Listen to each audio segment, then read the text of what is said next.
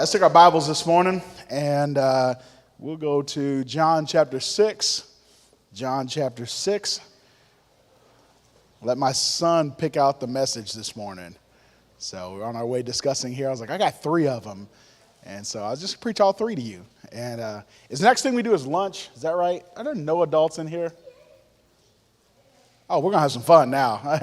No. But, of course, yesterday, for years on my birthday, because I turned 44 yesterday, had a great time. It was good. But for years, we celebrated my birthday by going to the zoo. And I don't know if you remember that, Dylan. But every day, we go to the zoo every year on my birthday. But we went one year, and the strangest thing happened. There was a man who was there, and I saw some commotion down the way, and I got the story later on what had happened. And this man had taken an African safari, and he was over there, and he noticed something kind of unusual in the bush, and he heard an elephant. And you know how what do they call it when an elephant does the thing? Like trumpet. Okay, the elephant was trumpeting, and he couldn't figure out what was going on, and so him and his group, they kind of make their way over to where the elephant is, and this elephant, they could tell something was wrong with it. And from a distance, they could see that he would raise his leg, and he would trumpet. And it was almost like he was calling out for help. And so they got closer and closer and closer, and finally, as they got close enough, they could see he was bleeding a little bit from his foot.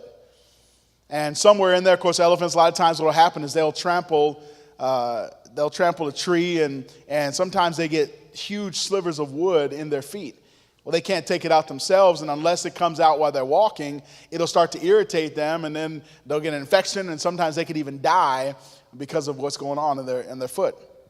Well, the man got closer and closer, and he noticed and it was in a spot where he could kind of safely get it if he was real careful. So he went over to the elephant and kind of waited for it to calm down and waved his hand, and the elephant lifted its foot again, and it trumpeted. And this man thought, okay, I'm going to help this elephant. And so he, much like if you ever dealt with horses, if you got to put your hand on them, they'll be calm as you're walking down the side of them. And he put his hand on that elephant, and he's walking down the side of that elephant, and the elephant seemingly understanding that this man is here to help me. And he went all the way down the leg, and he grabbed a little sliver of wood, and he pulled it out of that elephant's leg and moved away from it very quickly. And that elephant, almost in gratitude, lifted its leg one more time, trumpeted, and it was almost like the elephant was saying, "Thank you." And then they went on their way. Well, about a year or 2 later, which is now when I was there at the zoo, this man happened to be at the zoo the same day that I was. And I didn't see exactly what happened, but the man was, as he's down there at the zoo, he was making his way to the elephant exhibits and everything else. And so he's walking by, and if you're like the Milwaukee Zoo, I don't know how your zoos are around here. In the Milwaukee Zoo, you kind of have the cliff here, and it's lowered about 7 or 8 feet, and then there's wires, thin wires that they can't get through. And obviously, they're down far enough where they're not going to jump. And I've never seen an elephant jump before, but just give him a basketball. Anyways, but the man, as he's walking by the elephant exhibit, this African elephant that they had just captured about a year before locks eyes with him and is just watching him the entire time. And it's just literally just watching him. And finally got the man's attention. The man thought, there's no way. There's just no way. And the elephant lifted its foot and began to trumpet out. And he thought, this cannot be true. There's no way this is happening. And so he just kept walking, and the elephant trumpeted again and lifted its foot off the ground, put it back down. And this man, you can say he lost his mind, you can say he had a moment of inspiration, but this man all of a sudden began to climb over and through those wires to get down into the elephant enclosure. And he walks over very gingerly to the elephant, and he puts his hand on the elephant.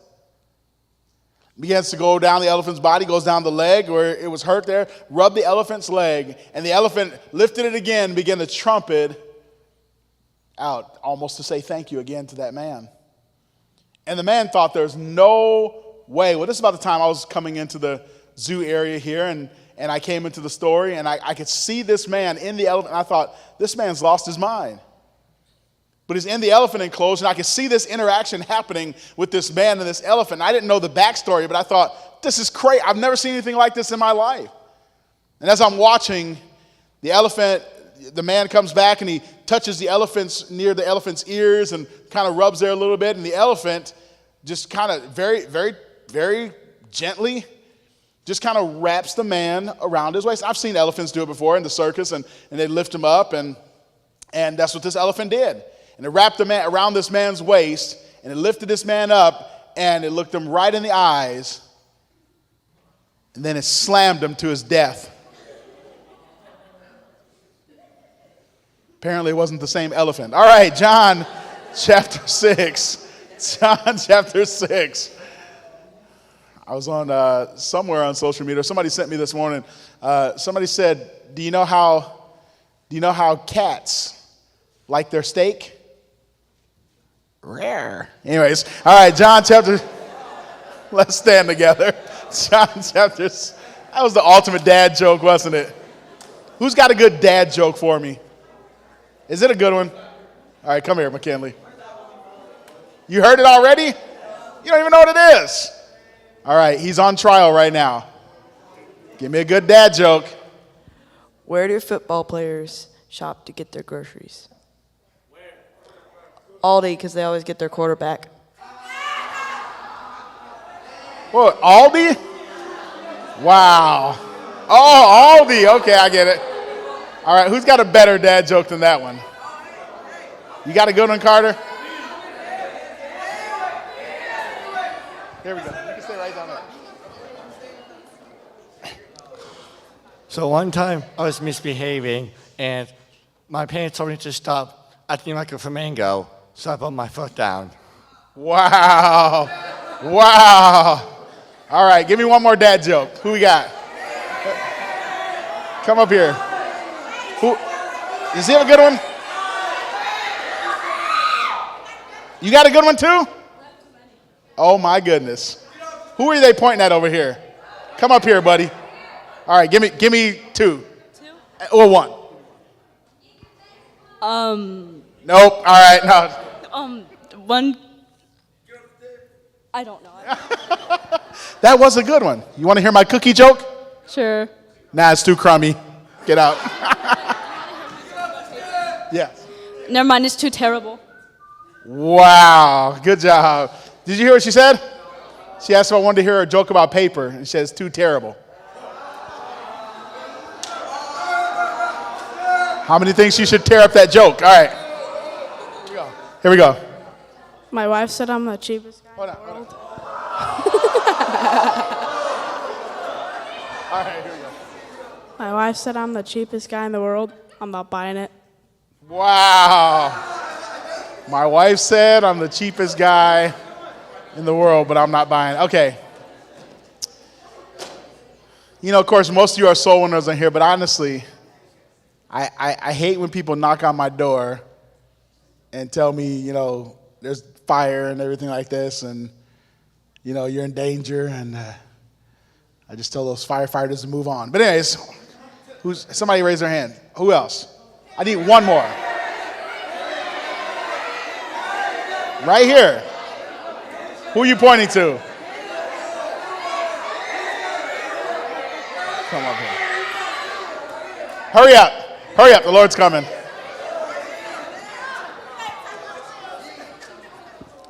What's the difference between a hippo and a zippo? One is heavy, the other is a little lighter. Wow, that's pretty good. I'll take that one. Anyways. Okay, here's the thing. If you tell me a good one after the service, okay, I got a couple different times to preach. If you tell me a good one, I'll let you come in front of everybody and tell it. But you got to tell me after the service. John chapter 6. John chapter 6, if you will.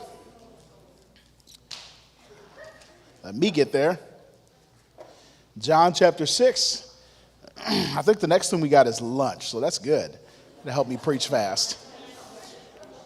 John 6:6 says this, and he said to prove him, for he himself knew what he would do. And of course, verse 5 actually. When Jesus then lifted his eyes, he saw a great company come unto him and said unto Philip, whence shall we buy bread that these may eat? Give me your attention, young men. And this he said to prove him, for he himself knew what he would do. And Philip answered, 200 pennyworth of bread is not sufficient for them, that every one of them may take a little. And one of his disciples, Andrew, Simon Peter's brother, said unto him, there is a lad here which hath 5 barley loaves. How many loaves? 5. And 2 small fishes. How many fish? 2. But what are they among so many? And Jesus said, make the men to sit down. And now there was much grass in that place, so the men sat down, and the number of them was about 5,000. How many men? So we got how many fish? We got how many barley loaves? Yeah, I messed you up, didn't I? All right. How many barley loaves? How many fish? How many men? Okay. And Jesus took the loaves, verse 11, and when he had given thanks, he distributed to the disciples, and the disciples to them that were set down. And likewise of the fishes as much as they would. And when they were filled, he said unto his disciples, gather up the fragments that remain, that nothing be lost. And therefore they gathered them together and filled 12 baskets. How many baskets? 12. With the fragments of how many loaves? 12. And there remained over and above them that had eaten. Then those men, when they had seen the miracle that Jesus did, said, this is of a truth. That prophet should come into the world. So here, again, break down the story. We've got how many barley loaves? We got how many young lads? How many disciples? How many times they walk around Jericho? And somebody down here said it. 13 times. 13 plus 6 plus 7. And so many. 5 barley loaves. How many fish? 2. How many men? They distributed to them all. How much was left over? How many baskets? 12 baskets. 12 baskets. I want us to draw attention in on something this afternoon. I want you to listen well to me. Because after I pray, we're going to go right into the message, and we need the Lord's help. But I need your attention. I need you to listen. So I've often thought in my mind, you've probably heard this story preached about. Many youth conferences, camps. I've preached about the story myself. I've preached about giving our lunch to the Lord, and that's all good and that's wonderful, and that'll be a small part of what we talk about here today. But that's not really where I want to focus. I've heard messages on the 12 baskets that remained, and I love it. Somebody said one time, you know why God gave each one of the disciples their own basket? There was 12 of them, of course, and there's 12 baskets left over. And they said, and they preached the whole message about, I think God gave them 12 baskets because he wanted them to know that they didn't have to get anybody else's basket or anybody else's business to do what God called them to do. But God had something for each one of those disciples to do. And I've heard all type of mess. I've heard about surrendering your lunch to the Lord. I mentioned that already. And man, it's a fantastic truth. But I got one question for you today. Here's the title of the message. Who packed the lunch? Who packed the lunch? Father, I thank you so much for your goodness, Lord. I thank you for another opportunity to preach your word. I pray, Lord, my heart's desire is to preach everything you want me to preach today. And Lord, in a day of confusion and a day of trouble, there can be rest for our souls. Father, I don't want to preach a good message for a good message's sake. I want to do your will. I want you to have your way. And Father, I pray that you would cultivate a spirit in this place of readiness to listen and of readiness to obey the word of God. Well, thank you for whatever you do this morning and to the afternoon. In Jesus' name, amen and amen. You may be seated. If the natural course of things has taken place, most of us sitting in this room today, you're growing up. I just talked to some recent graduates in the room right here today. Most of us probably didn't pack our own lunches. Now, when I went to the Christian school, when I was in public school, I went to public school, kindergarten through, all the way up until I was in 8th grade. In 8th grade, I went to the Christian school. In 9th grade, I went back to the public school for one more year, and we just had a hard time. And I ended up coming back to the Christian school in 10th grade, 11th grade, 12th grade. And by that time, I was packing my own lunches.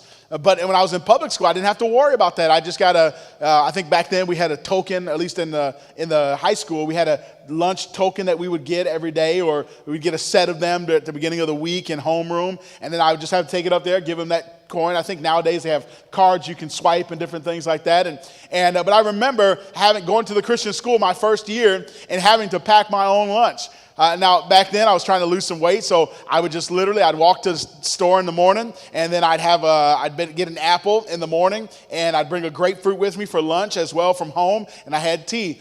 But we look at this boy here, and we look at the natural course of things. The Bible doesn't tell us how old he was. The Bible just simply tells us that this young man was a lad. Now, the term lad, if he was a teenager, it would most likely have said that he was a young man. Usually by the time they were 12 or 13 years of age, they would have a bar mitzvah, and that was their coming of age for a sonship there, and they were considered a young man at that time. And so the Bible calls this man a lad. That means he was probably somewhere between 5 years old and 12 years old. That's about the age of this young man. Probably a little bit younger than some of the younger people in this room right now. And all we know is this: he had a lunch that was packed. And the Bible tells us that there were 5 barley loaves and 2 fishes.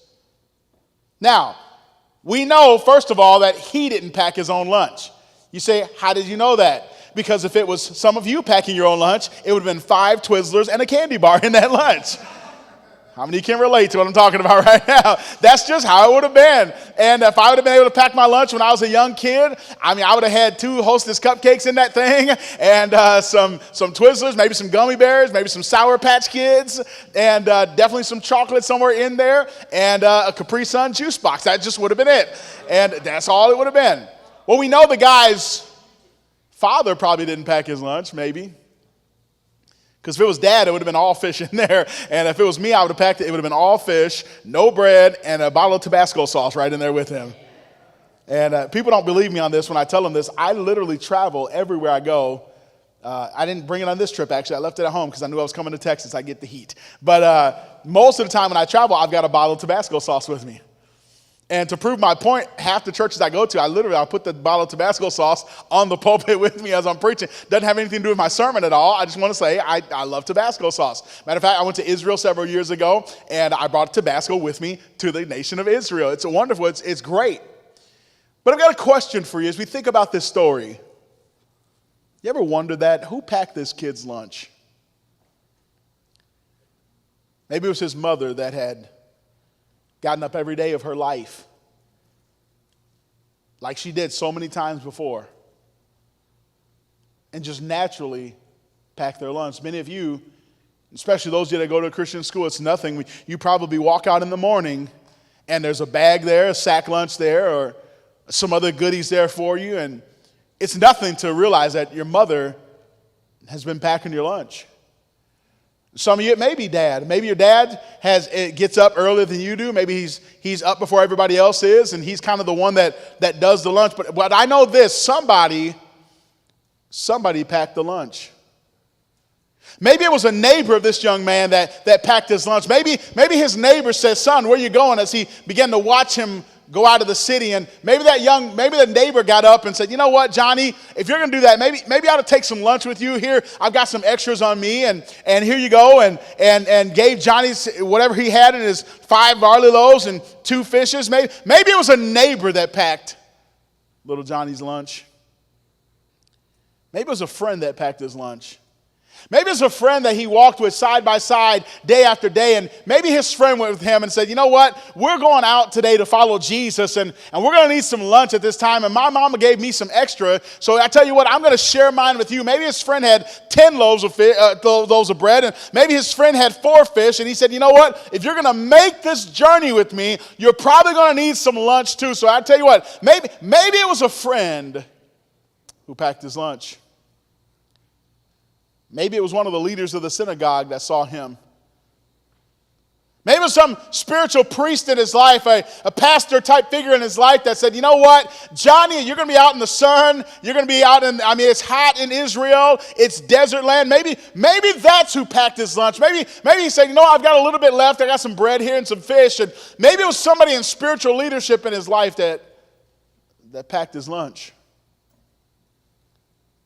Perhaps it was a youth leader in his life. This youth leader said, listen, I know you don't have it all figured out, Johnny.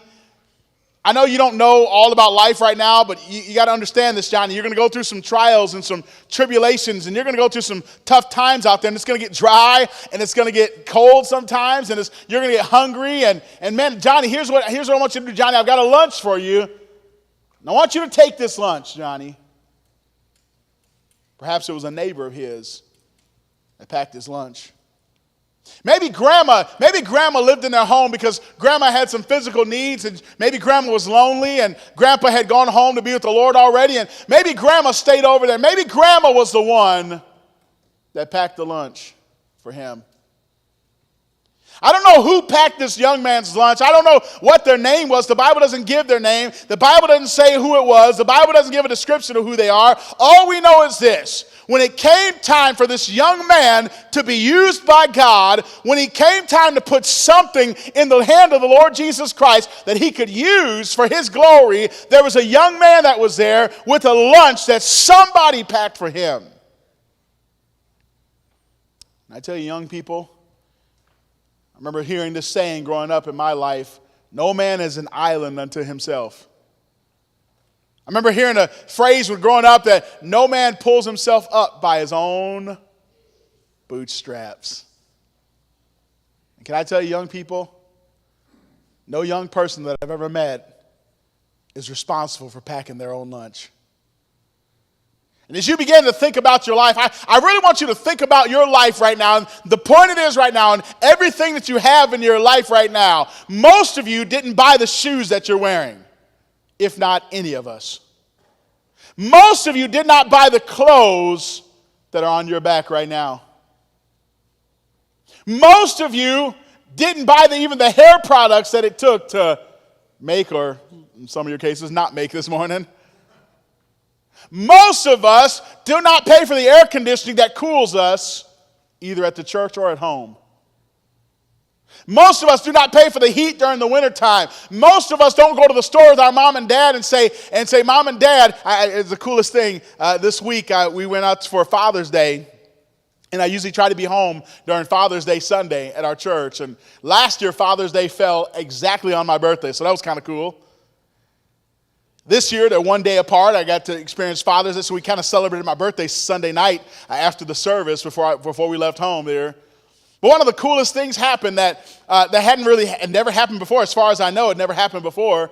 We were at the restaurant on Sunday, and we went to a restaurant called Carrabba's. It's kind of popular in our area there. It's kind of an Italian-type restaurant there. And we went there, and boy, the bill was pretty high. And I had a gift card or two that took some of it off of the bill. And then when it came time, my wife said, I'm going to take you out. And I was like, And I started reaching for my wallet, and my oldest son said, I got it, grabbed the bill.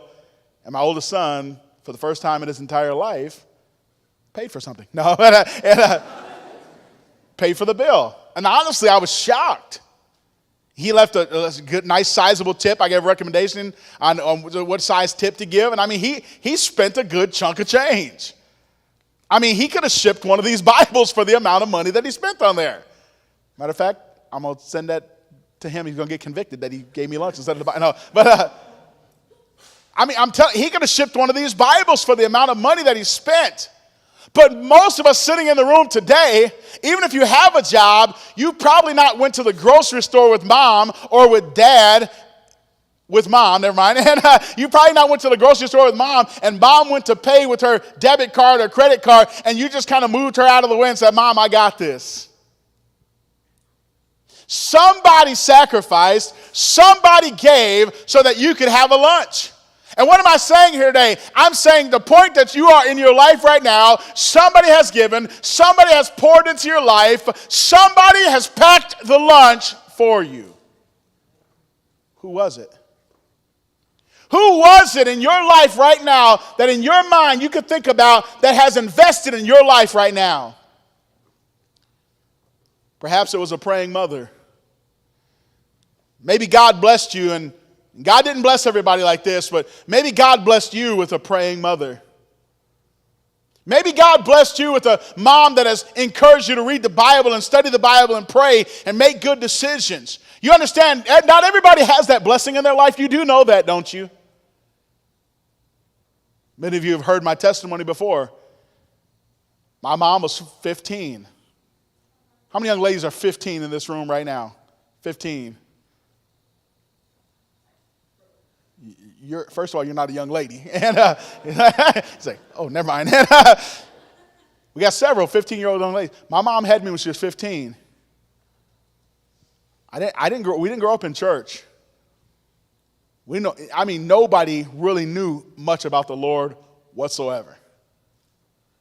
Nobody prayed for me 9 months before I was born. Nobody was looking forward. Nobody, like some of you, nobody bought me the little Bible so I could have a little Bible when I was born and kind of a cute little novelty, but nobody bought me that first Bible. Nobody was waiting for me at the church nursery when I was born. Nobody had the preacher come by and visit them when I was born. I'm going to tell you, God has blessed some of you. Listen to me today. God has blessed some of you with a mother that has prayed for you and a daddy that have given their lives to you, and they brought you to church Sunday morning, Sunday night, and Wednesday night. And you were born basically almost in the church nursery, and you were brought to church. You say, what was my mom? Can I tell you, your mom and dad, here's what they were doing. They were packing your lunch. They were making sure you had spiritual food. They were making sure your needs were taken care of. And I'm asking you today, I want you to think really hard right now of a people and your mom and dad that have packed your lunch. And I know your mom and dad aren't perfect, just like you're not perfect, right?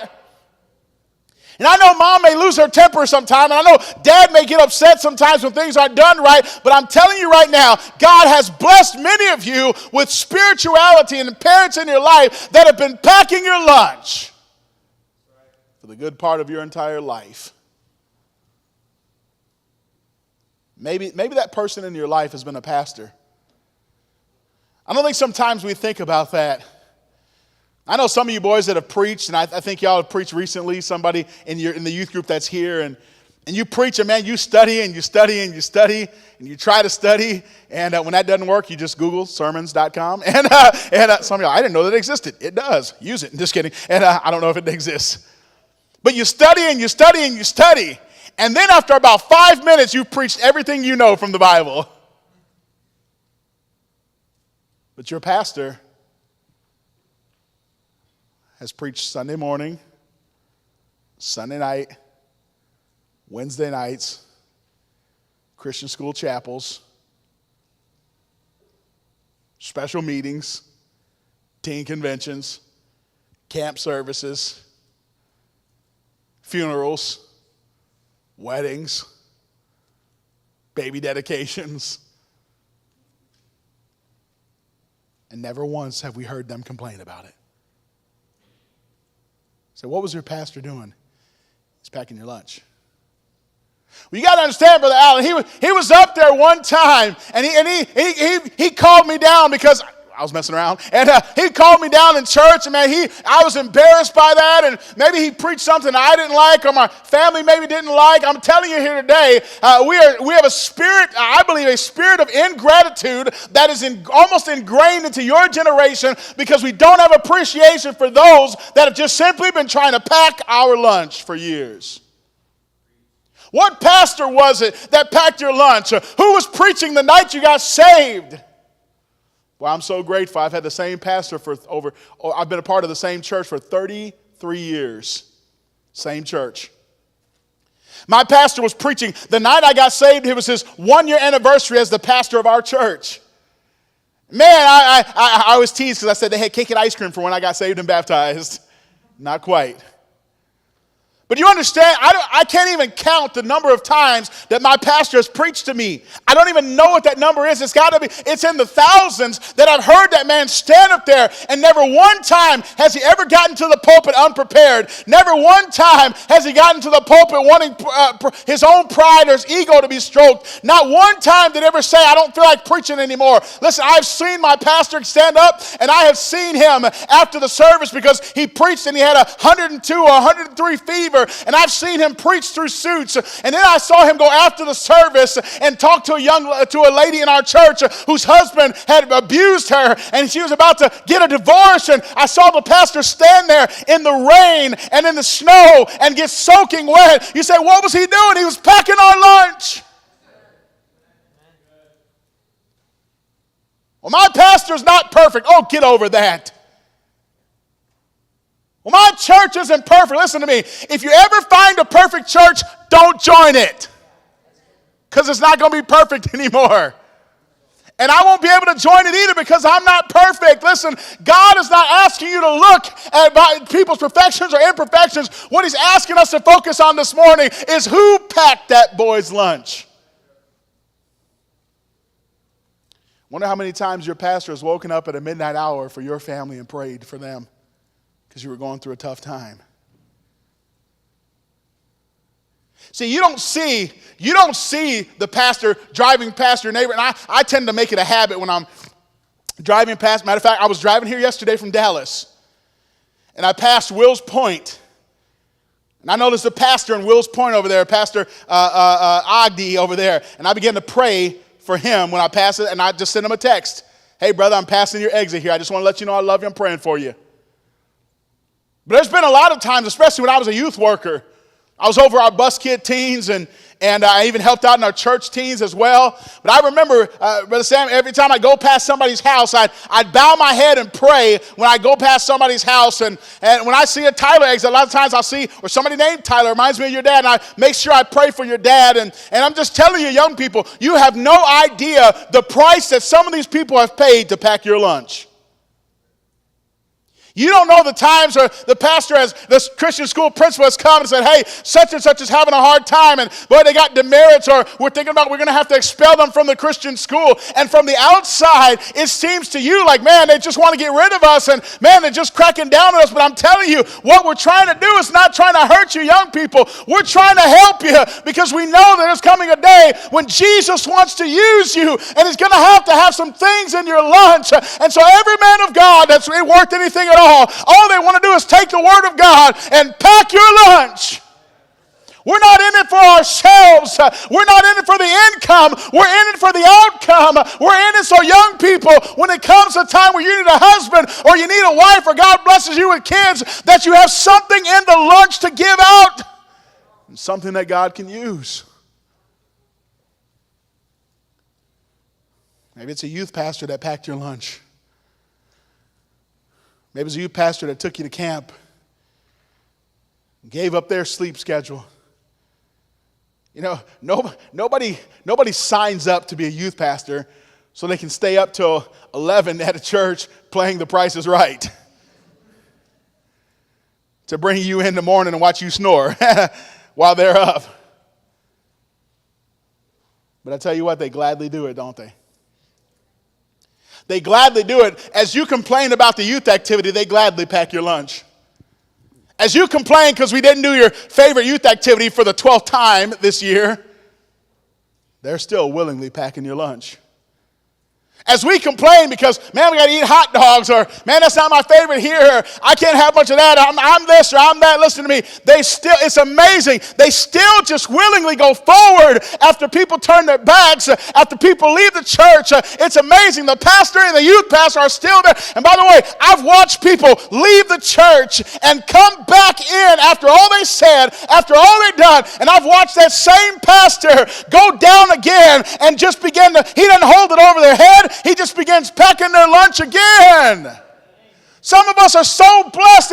It's incredible. You've got a pastor, listen, that stands up and preaches the word of God and tells you whether you like it or whether you don't like it. You ought to thank God for somebody willing to pack your lunch.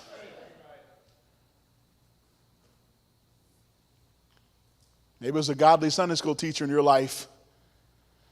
Maybe it's that godly Sunday school teacher that led you to Christ after class that packed your lunch. Maybe there was a godly Christian school teacher in your life that prayed for you, and at a time of discouragement, God used them to write you a little note just to say, hey, I'm praying for you and I love you.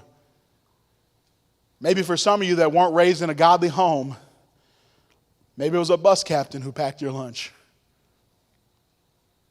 Maybe it was a bus captain who knocked on your door and said, hey, we got a church bus that comes out here. Hey, you willing to come on a church bus? Or some of your churches I know run vans and different things like that. Maybe it was that person who ran that van, who taught you the songs of God, who got your hearts ready to go to church. Maybe God used that person to pack your lunch. And you don't understand it because you don't have to do it. You're not the one that refueled the van. You're not the one that refueled the bus. You're not the one that got up early to make sure the oil was changed. You're not the one that got up on a Sunday morning, especially in the state of Wisconsin, where the buses were literally frozen and got a blowtorch out and got that bus ready. You weren't the ones that went to church Sunday night before because you knew it was going to be cold and you had to plug the bus in so it didn't freeze over. Listen, you may not have done that, but at least you can be grateful for those that did. It was a bus captain that packed your lunch. Maybe it was a conference speaker somewhere. Maybe it was that speaker at camp.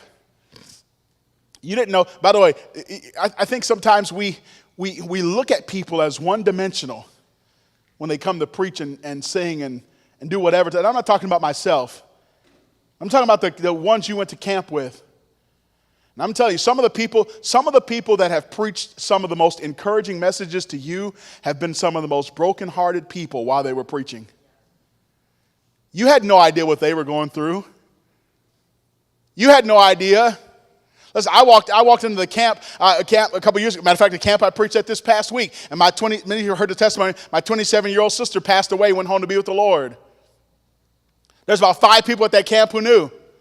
I wasn't singing, I wasn't preaching that night, I was actually singing. And I came before the preacher got up to preach, I came to the bench and sat down on the piano, and here's what I began to sing. God's been good in my life. I just want to thank you, Lord. We need to thank God for all that we have, the cross, the word, the blood of the Lamb. And I sat there and sang so. See, you have no idea what the people packing your lunch have gone through themselves. You have no idea what phone call the pastor got. Listen, there was one time I was preaching a revival I think I was in the state of Illinois. I was preaching a revival there. I was going on to the last night, and all of a sudden, 10 minutes before the church service ever started, I got a phone call from our bass singer, piano player in my quartet. And I thought, what's he doing calling me? He's supposed to be in Hawaii right now on his 10-year anniversary trip.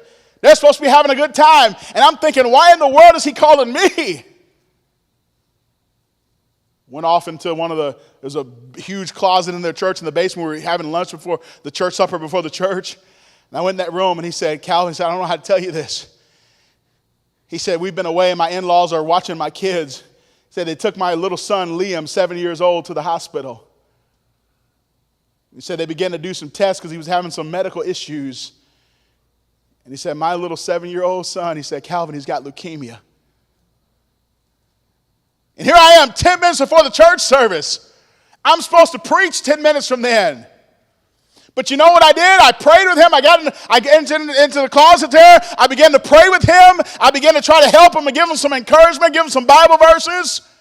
See if they needed anything. And you know what I did? I got my Bible in my hand. I went upstairs at that church. We sang the songs of God. I made an announcement just to have the church pray. And you know what I did? I opened my Bible and started packing lunches again. You have no idea the burdens that people that are trying to pack your lunch. Listen to me. Your mom and dad are carrying loads that some of you don't know anything about until you have kids someday. But they're still willing to say, bless God, I'm going to wake up and I'm going to read my Bible and I'm going to invest in my kids and I'm going to still live by faith. And I'm going to pack some lunch at the same time. You have no idea who's going through what. But they're still willing to pack your lunch. I don't know who it was in your life that packed your lunch, but you didn't get here by yourself.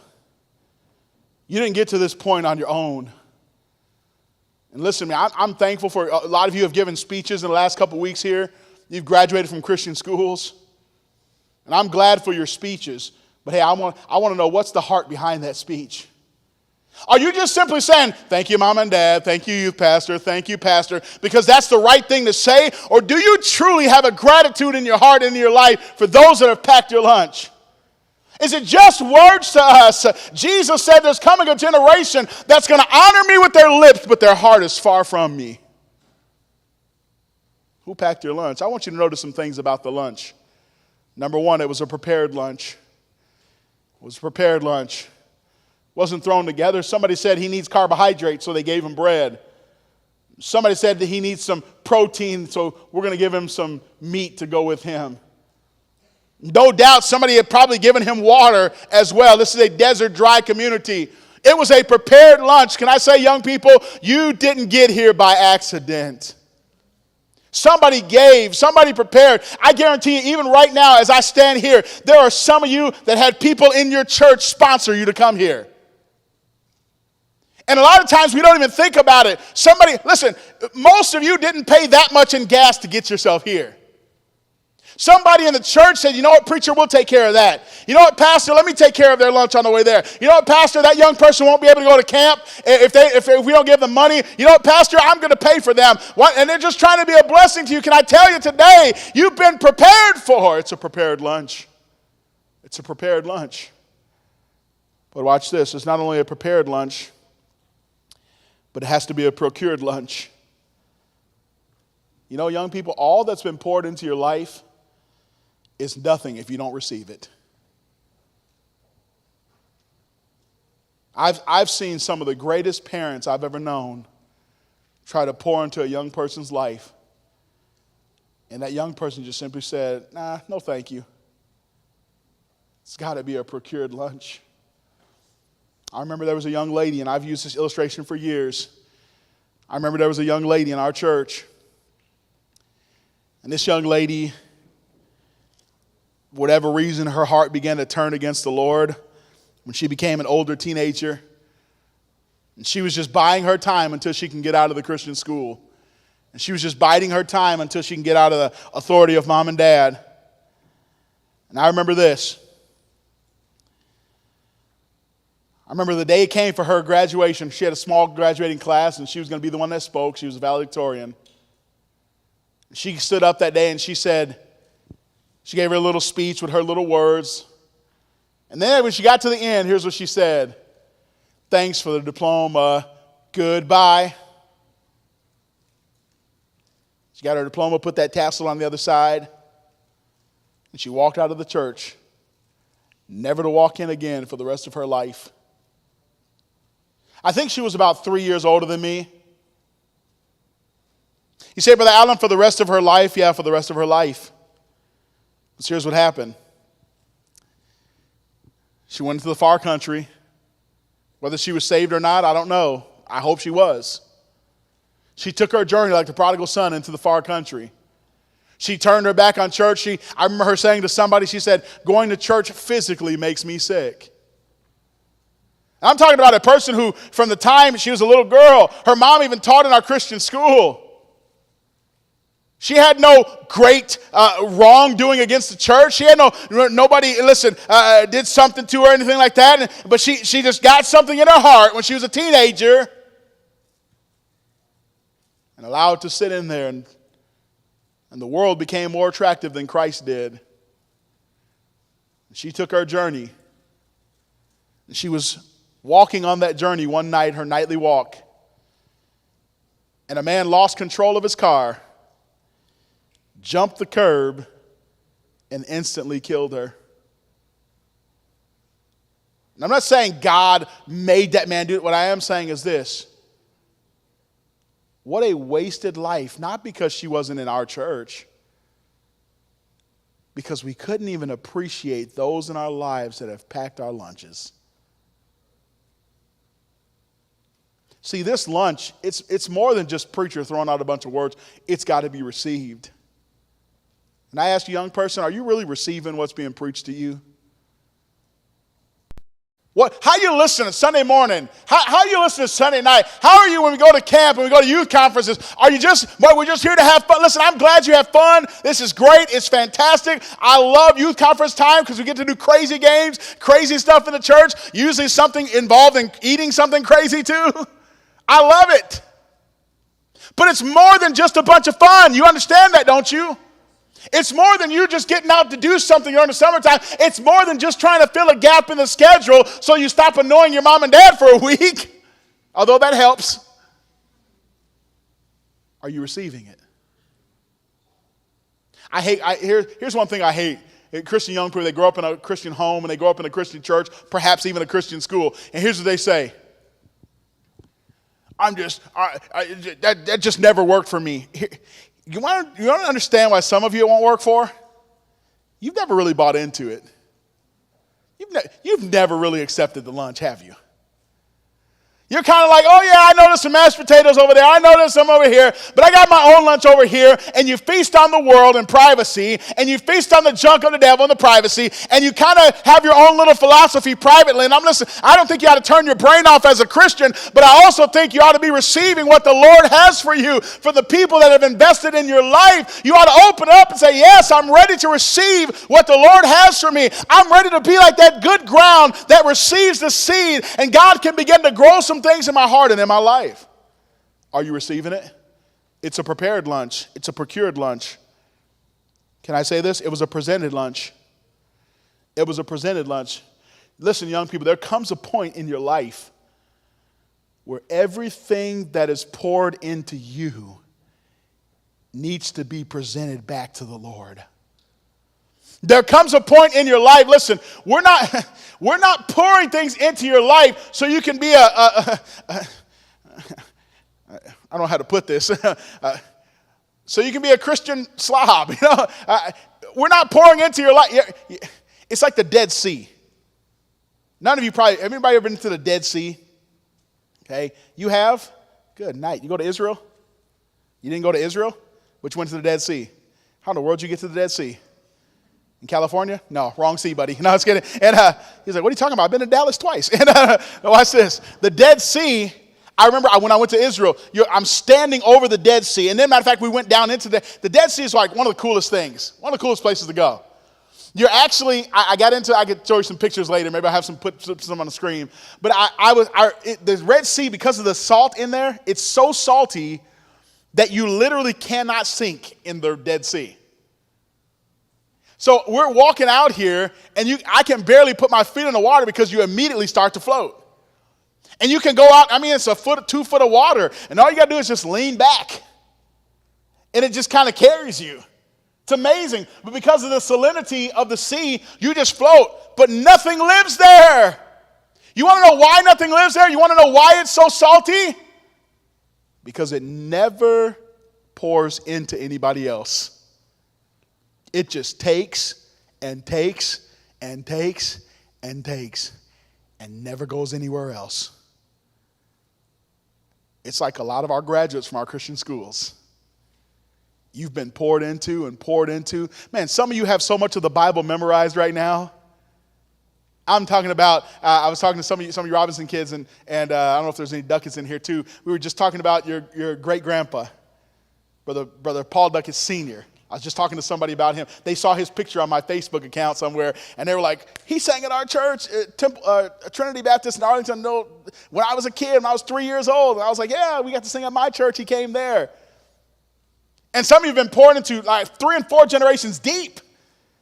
Your grandpa was my song leader here at the church here, and my voice teacher in college, my second year of college here. I'm talking about people that poured into my life. And some of you have had grandmas and grandpas that have poured into your life. But if you're not careful, you're going to sit here on 3 and 4 generations, and all you are going to become is a Dead Sea.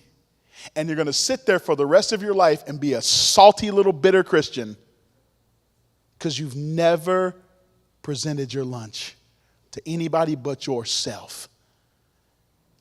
And I'm going to tell you, the most salty people I know that are Christians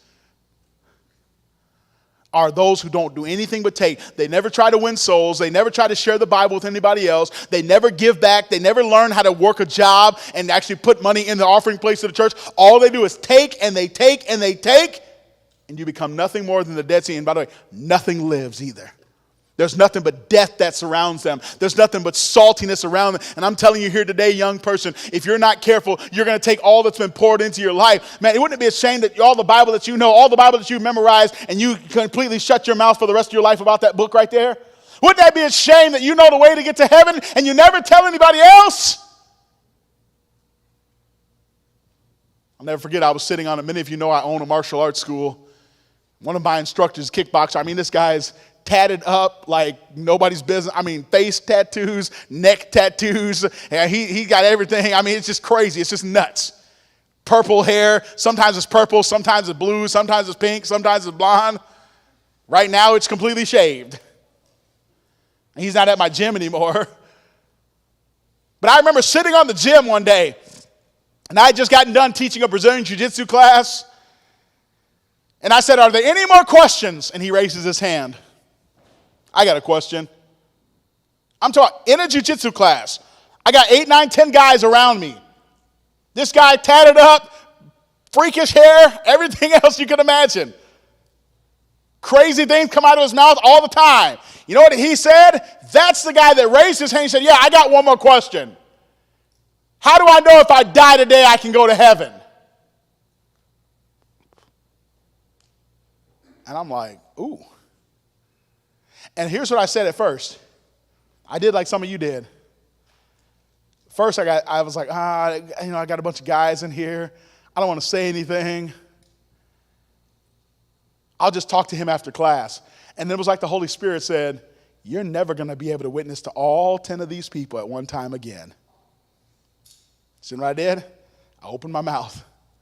It was like Jeremiah where he said his word was like a fire in my bones and I couldn't help but prophesy. And all of a sudden I began to tell those men, some rock-hardened men, some of them police officers and some of them military and so forth. I said, here's what happens. I said, if you die without Christ, I said, you are a sinner. And because you are a sinner, you come short of the glory of God. You will never make it to heaven on your own. You need Jesus Christ. I said, because of your sin, you're going to die and you're going to go to hell. And then God's going to rapture you up one day and you're going to spend eternity in a lake of fire if you don't get saved. And I said, but Jesus Christ died on the cross for your sins and he was willing to save your soul. And if you'll get saved today, you'll call upon the name of the Lord by faith and listen and believing in him and not in yourself, not in the church, not in your baptism, not in speaking in tongues, not in you being a good whatever religion you are, but in Jesus Christ alone, he'll save your soul today.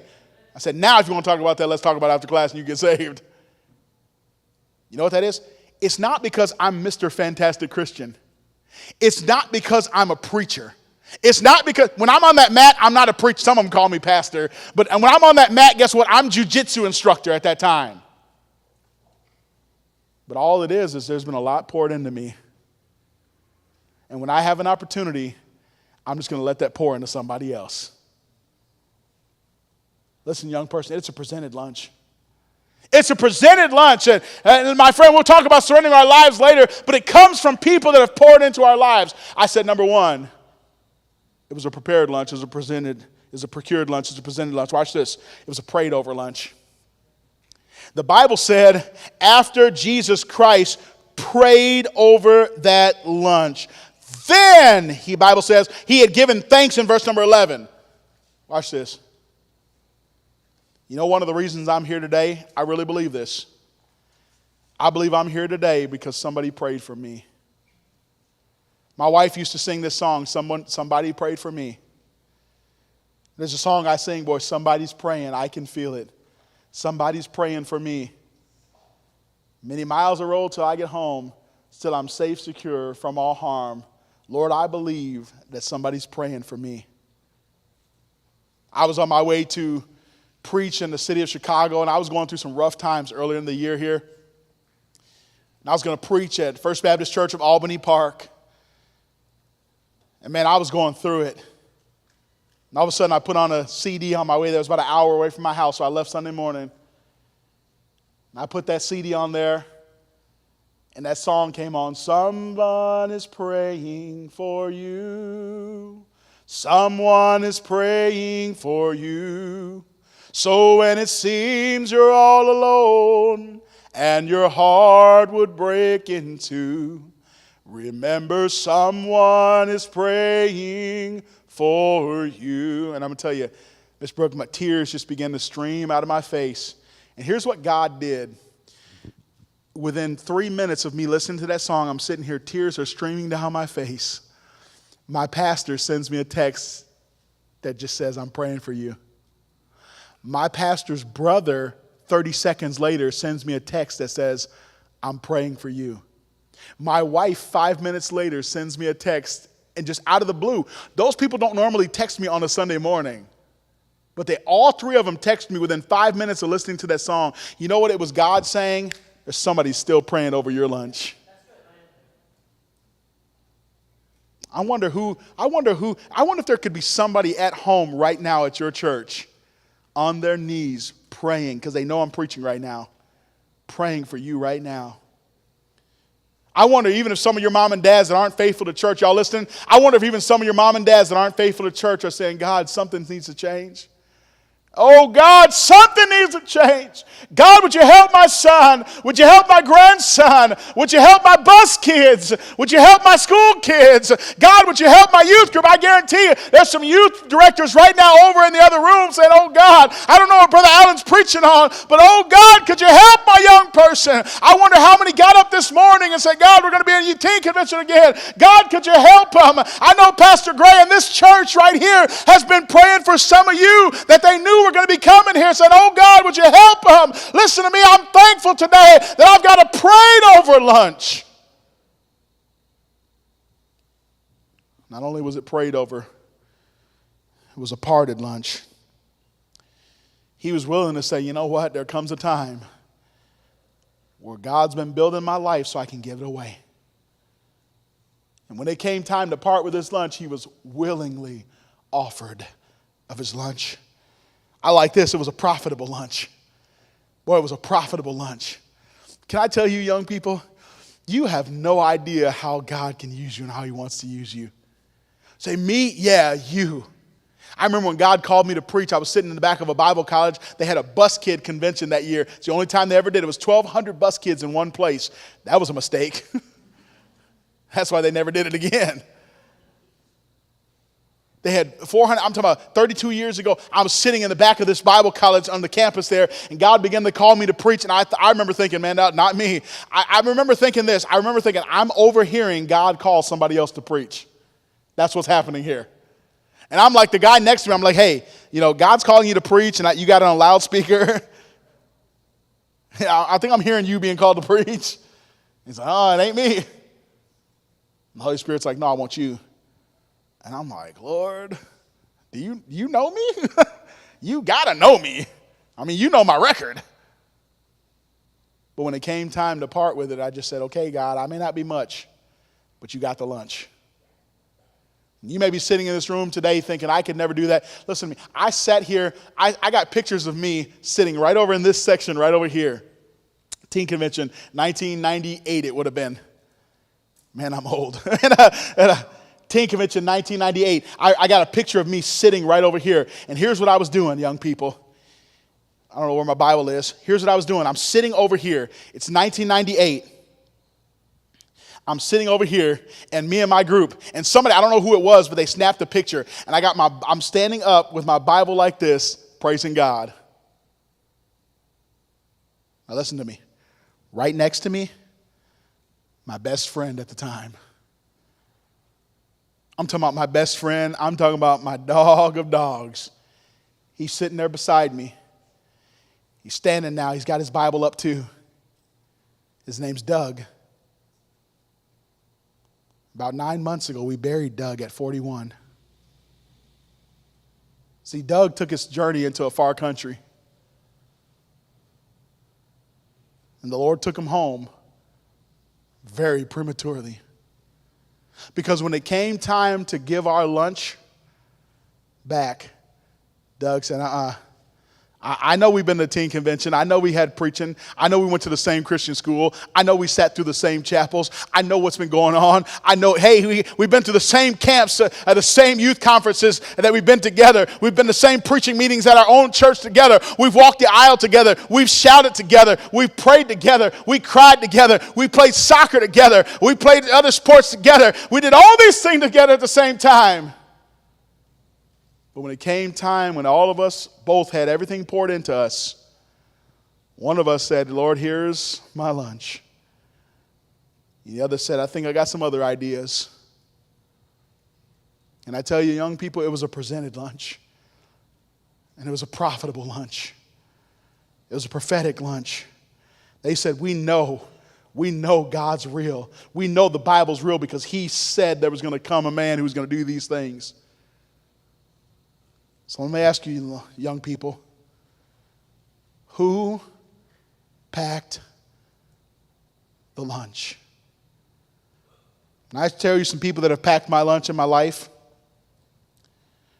My mom packed my lunch. I mentioned before, some of you 15-year-old girls, my mother was 15 years old. My mother could have very easily have gone down to a doctor's office or to a clinic somewhere. And she could have very easily said, you know what, I'm 15 years old. I'm not ready to be a mother. After all, it's not really a baby anyways, is it? And my mother could have gone down to a clinic somewhere. And my mother could have said, listen, both her parents are dead. My mother could have said, listen, my own parents are dead. They're not even here to help me. I'm only 15 years of age. We live in the city of Gary, Indiana. It was a murder capital of the United States at the time. I got no help from any man. I'm living with my older siblings here. We got no help. We got no hope. And my mother could have eliminated my life right there. But instead, my mother said, listen, I'm willing to have this baby, and I'm going to do the best I can. And listen, we were sinners. She wasn't saved. But guess what? Even as a lost woman, she was packing my lunch. She told me what it was to not have the easy way out of your problems. She told me what it was to work hard. She told me that even if you're on welfare, you can have dignity and you can work a job and you can get off of that and God can improve your life. You say, what was she doing? My mother was packing my lunch. Not only my mom packed my lunch, my pastor packed my lunch. I cannot tell you how many times I've texted my pastor March 21st and say, thank you for preaching that night I got saved. Let me ask you this, young person. When was the last time that you said to your preacher, man, thank you for preaching the gospel? Thank you for preaching the night I got saved. Youth pastor, thank you for giving that Sunday school lesson. Thank you for preaching us in teen church. Thank you for packing my lunch. And I'm going to tell you, my pastor, many of you don't know this, when I was a senior in high school, my mom moved away. And literally, I graduated from high school. I came to teen convention. I turned 18 on Wednesday night, Tuesday or Wednesday night of teen convention that year. I went back home, spent 2 more days at home, and I moved into my pastor's house. I became a preacher's kid that day. Man, I live with my pastor, and I've seen his humanity. And you know what? It didn't make me hate my pastor because I saw his humanity. It made me love my pastor because I said, he's a human being too, and he's still packing lunches. I didn't look at the humanity of my pastor and say, it doesn't matter what he's packed in my life. Listen to me very carefully, young person. You don't have gratitude because somebody's perfect. You have gratitude because God has used them in your life. We don't have gratitude because they've never made a mistake. We have gratitude because they've been packing our lunches that we might be more usable to the Lord when the time comes. Man, I can't tell you how many times I worked for my pastor for 14 years. I love my pastor. Not because he's perfect, not because he's never made a mistake, not because he said something he shouldn't have said, not because he's made every perfect decision in my life, but I loved him because for over 33 years now, he's been packing the lunches that I've been enjoying. God used my pastor's brother in my life. He had our afternoon program. Man, he preached the devil out of us, and some of us had a lot of it in us, like a couple of you this morning. And I'm telling you, boy, he packed my lunch. I've often said when I was a kid in Gary, Indiana, And we're almost done here. When I was a kid in Gary, Indiana, and when I was 4 years old, just 4 years old, there was a church bus captain that came by our house and knocked on our door and said, "Excuse me, we're from Fairhaven Baptist Church. And we've got a bus route that comes here to Gary, and we want to know if y'all can come on the bus tomorrow for Easter Sunday." And for the first time in my life, I didn't even know, my memory of this doesn't even include my mother. Several years ago, I preached at that church, or at the Christian school, and the Bible college, and the bus teen rally they had there. And my mom said, "Oh, yes," she said, "I rode the bus with you that day." And I'm like, I didn't even remember my mom riding the bus with me that day. But I've often said this, I don't know who the bus captain was that knocked on my door. We've tried to figure it out. We've tried to work it out. I don't know who that bus captain is that knocked on my door. But I do know this. I've got several requests for the Lord when I get to heaven. I want to find that bus captain. And I want to say to that bus captain, you have no idea. That little boy that you picked up in Gary, Indiana, has preached all over the United States and all over Canada, and he's seen thousands of people come to Christ, and there's been dozens of people in his family that are saved and born again, and I want to thank that bus captain for packing my lunch. Who was it that packed my lunch? There was a neighbor that lived down the street from my house that saw me on 4th of July, 1992, and she said, "Hey, would you like to go to a church picnic?" My cousin was there. I think he'd been to church once. She said, "Would you like to go to the church picnic?" You don't know who she is. You've never met her. She'll never be a featured speaker at a teen convention. Brother Bob, you know her daughter. Her daughter's name is Michelle Fisher, or Michelle Martin now. Michelle's mom invited me to church 33 years ago. She'll never be a feature. She'll never be in the Sword of the Lord. She'll never be in Revival Fires. She'll never sing a special. But in my life, she packed in some things that I could never repay her for. We can go on and on. We could talk about tonight my youth pastor who packed my lunch, that when the time I was a senior in high school, when I found out my father was not my father, and my cousin was shot in the same day, I remember coming to teen convention. Brother Bob preached on Absalom and David, and I remember spending almost an hour and a half on this step. There used to be stairs right here, and I remember sitting on here, and I remember my youth pastor coming beside me that day. And I remember him just sitting there with me as I bawled my eyes out as a 17, 18-year-old boy. As a matter of fact, young people, I still have the Kleenex that he gave me while I was kneeling there praying. So what was my youth pastor doing? He was packing my lunch. Listen to me today. My youth pastor doesn't even go to church anymore. The last time I saw him, he had a beer bottle in his hand. Listen to me today. But I can still be grateful and thankful that as a teenage boy, he packed my lunch. Boy, we could talk about people in the church. We could talk about your pastor here at Emmanuel. I already mentioned several messages that he's preached that have impacted my life. I'll never forget the message, and it's a very popular message of his.